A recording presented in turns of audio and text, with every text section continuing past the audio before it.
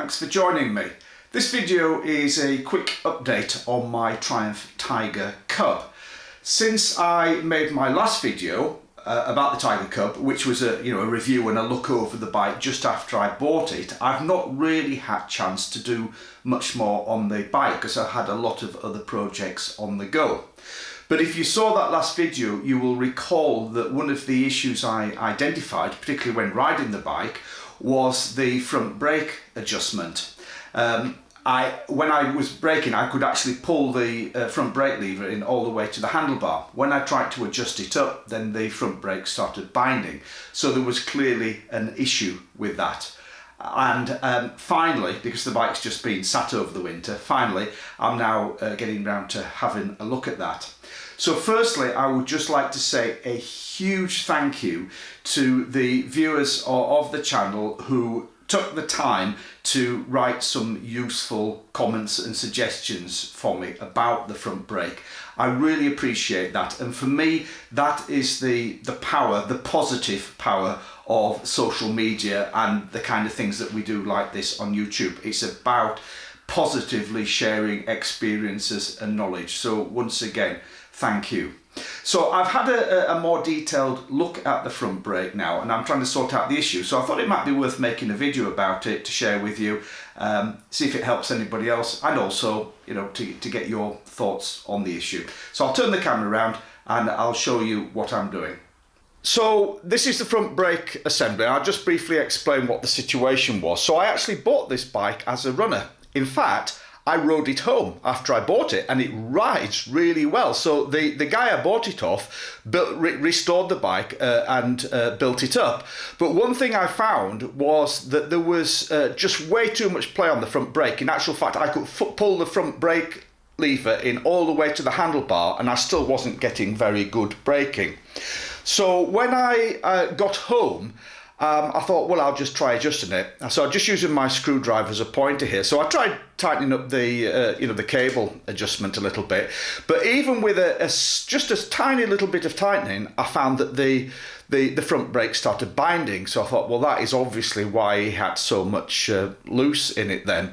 So I took the front wheel off and had a look. The brake shoes are great. In fact, the brake shoes are new, so there's nothing wrong with those at all. I had a look at the drum. That looks absolutely fine. I got my dial gauge on the drum, tested that, and it seems pretty true, pretty straight to me. So I was a bit puzzled what the problem is. So I put the wheel back together again, and I'm going to talk through this assembly in just a moment because this is the key issue. As I put it back together and tightened these two bolts up, I noticed that the plate here, the support plate on the front, twisted out. It was twisting out slightly. So I thought, that's what the issue is.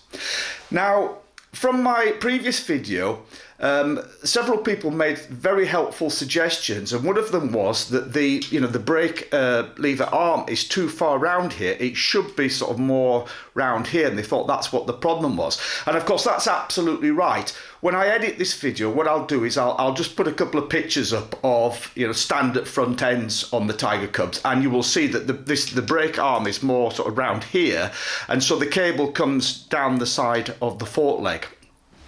The issue is with this, and I've worked out why it's set up like this. These fork legs are not original. These are, I think, off a Honda, and this Honda originally had disc brakes. So what you see here are the two lugs where the disc brake would have attached on the original bike. And so the guy that's restored this, he's used these quite sensibly, to mount the drum brake assembly. So what he's got is these two bars that he's made. This black one on the front, this runs down here, that then supports the cable stay there, which goes round there. And then the silver one at the back, which is mounted on the two lugs at the back, he's just kind of spot welded a couple of nuts on there. That mounts there to the plate on the front of the brake here, the plate that supports the brake shoes. You can see the black nut there, that comes from the plate.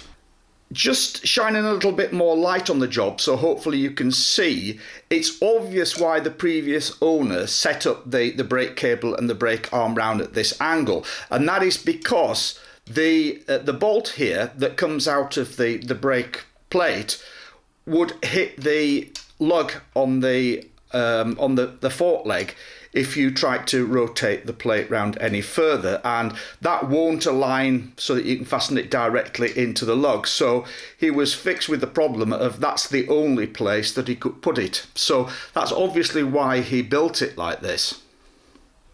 Now, as I tightened this whole assembly up by tightening up these two bolts, I saw that it was just pulling this plate out slightly, so which would then have been just twisting the shoes very slightly against the drum, and so they weren't sitting true. So I'll just move the camera and show you what I've done, because I think I've sorted it. Okay, just move the camera around.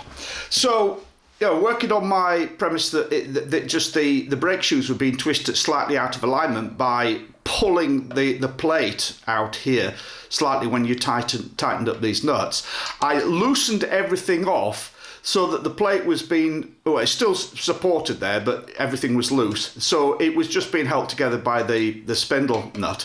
And then I adjusted up the brake, and I've actually got the brake adjusted now so that there's only about a third of the movement there was before. I'll show you in a minute at the handlebar, but the brake adjustment is great.